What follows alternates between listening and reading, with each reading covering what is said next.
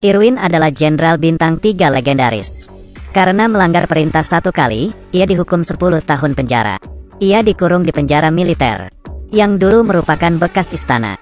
Semua napi di sini merupakan bekas tentara perang. Meski tubuh mereka kekar dan sehat, tapi karena di penjara terlalu lama, mereka mulai judi, berkelahi, bergosip.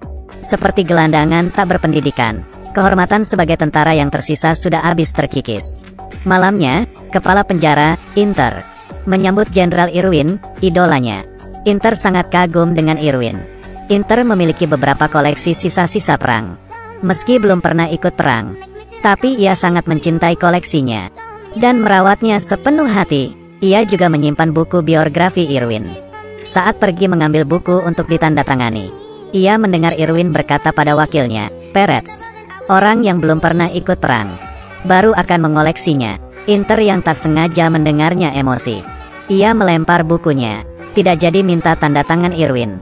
Esoknya, Inter sengaja memberikan 1 bola basket saja. Para napi berebut ingin main, lalu berkelahi. Mereka saling meninju. Baru di saat situasi tak terkendali, Inter baru membunyikan alarm. Semua napi langsung tiarap. Irwin juga bingung harus berbuat apa. Ia juga tiarap bersama mereka. Lalu, sipir di menara menembak 2 napi tadi dengan peluru karet. Ia lalu diseret ke sel isolasi. Rencana Inter berhasil. Ia sengaja membuat Irwin tiarap di bawah kakinya, supaya Irwin sadar bahwa dia yang berkuasa di sini. Saat makan siang, napi menghampiri Irwin dan melaporkan kejahatan Inter padanya. Para tahanan sering ditembak. Banyak yang tewas seketika dan terluka parah. Mereka berharap Irwin dapat melaporkannya dan minta kepala penjara baru. Irwin mengatakan, ia tak mau ikut campur. Ia hanya ingin pensiun dengan tenang 10 tahun lagi. Ia tak mau memikirkan hal ini. Tapi, masalah menghampiri Irwin. Hari ini, Aguilar yang gagap memberinya hormat. Inter kebetulan melihat mereka. Inter iri karena ia tidak pernah dihormati. Ia merasa kedudukannya lebih rendah dari Irwin. Inter menghukum Aguilar dengan menyuruhnya hormat semalaman. Meski kehujanan dan kedinginan, ia bertahan. Akhirnya alarm pagi berbunyi. Saat Aguilar pergi, ia dipanggil sipir. Hukuman belum selesai. Irwin tak tahan melihatnya. Ia menyuruh Aguilar berhenti hormat. Tapi, sipir melarangnya. Irwin menahan sipir yang mau memukul Aguilar. Tindakan Irwin dilihat napi yang lain. Sipir memukul Irwin dengan tongkat dan membuatnya tiarap. Inter lalu datang dan berkata, karena Irwin telah menyentuh sipir, maka ia dihukum memindahkan bebatuan di tengah cuaca terik dari ujung ke ujung. Inter menggunakan cara ini untuk mempermalukan Irwin, tapi ia tidak mengira Irwin berhasil memindahkan semua batu. Para napi bersorak kegirangan. Inter masih belum puas. Bila alarm belum bunyi, Irwin belum boleh berhenti. Meski teman-temannya merasa itu tak adil, tapi juga tidak bisa apa-apa. Mulai saat itu, para napi sangat menghormati Irwin. Hari ini mereka ke lapangan, dan Irwin memerintahkan mereka merubuhkan dinding. Ia menyuruh Aguilar untuk membangunnya dengan benar kali ini. Bakat Aguilar diturunkan dari ayahnya. Napi yang dulu memusuhi Aguilar menyuruhnya mengukir nama di batu. Inter merasa terancam karena napi makin kompak. Ia memanggil bulldozer untuk menghancurkan tembok itu. Tapi, Aguilar menghalanginya. Aguilar tak bergeming. Alarm pun dibunyikan. Semua orang tiarap. Mereka berteriak supaya Aguilar tiarap. Semua orang tahu ia akan ditembak. Tapi, ia ingin mengembalikan kehormatannya. Sipir diperintah untuk menembak.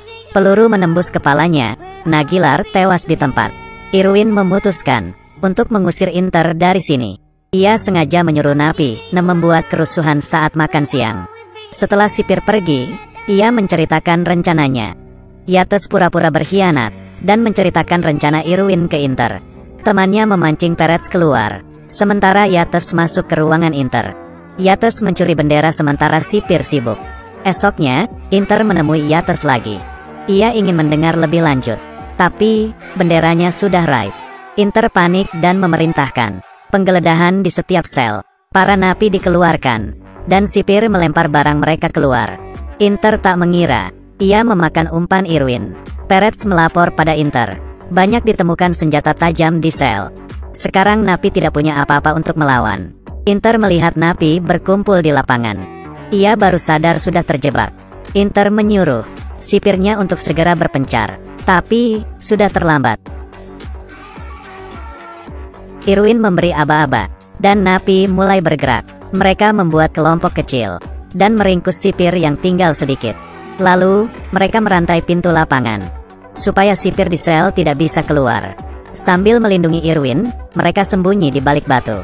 Ternyata, senjata yang sebenarnya disembunyikan di balik batu. Mereka membuat bom meriam dan melontarkannya ke menara.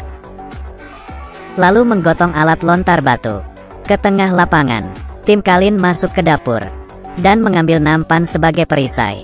Untuk melindungi pelempar batu, Inter mengutus pasukan khusus untuk melumpuhkan mereka. Irwin memberi aba-aba untuk melempar batu besar ke dalam kantor Inter. Seluruh koleksi Inter hancur. Dihantam batu bertuliskan nama Aguilar. Lalu, bom meriam masuk dan membakar semuanya. Pasukan khusus menyalakan meriam air. Para napi kewalahan, boro-boro melawan. Bahkan dinding batunya juga rubuh.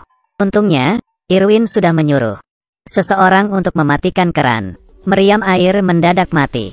Napi langsung menyerbu dan menduduki meriam itu. Inter mendapat telepon atasannya, yang bertanya tentang situasi di sana. Ternyata, Irwin sudah menelepon atasannya dulu, dan memberitahunya tentang kekacauan di sana. Demi mempertahankan posisinya, Inter memanggil bantuan, yaitu helikopter dan penembak jitu. Irwin tahu Inter akan melakukan ini. Ia menyumpalkan kait di meriam air, lalu membuka kembali keran air. Tekanan air yang tinggi menerbangkan kait, dan tersangkut di kaki helikopter. Yates yang dulunya pilot memanjat ke atas. Ia melumpuhkan pilot dan awak di sana. Yates membajak helikopter itu, dan mengendalikannya. Petugas khusus telah mengganti pelurunya dengan yang asli. Yates yang mengetahui hal itu, langsung terbang berputar, dan menabrak menara hingga hancur. Irwin lari menyelamatkan Yates. Untung saja, ia berhasil selamat dari ledakan. Mereka lalu mengambil bendera, dan mengumpulkan napi. Pengibaran bendera dimulai. Inter menyusul ke sana, dan membawa pistol dengan peluru asli. Ia menyuruh pasukannya mengepung. Inter menyuruh semua orang tiarap, tapi tidak ada yang mempedulikannya. Irwin yang takut teman-temannya terluka, menyuruh mereka untuk tiarap saja. Ia sendiri pergi mengibarkan bendera. Inter sangat marah. Ia menyuruh bawahannya menembak, tapi tidak ada yang mengangkat senjata. Saat Irwin mengibarkan bendera, Inter menembaknya beberapa kali. Peluru menembus organ vital Irwin. Irwin mengerahkan sisa tenaganya sampai bendera berkibar, tapi benderanya tidak terbalik karena mereka merdeka sekarang.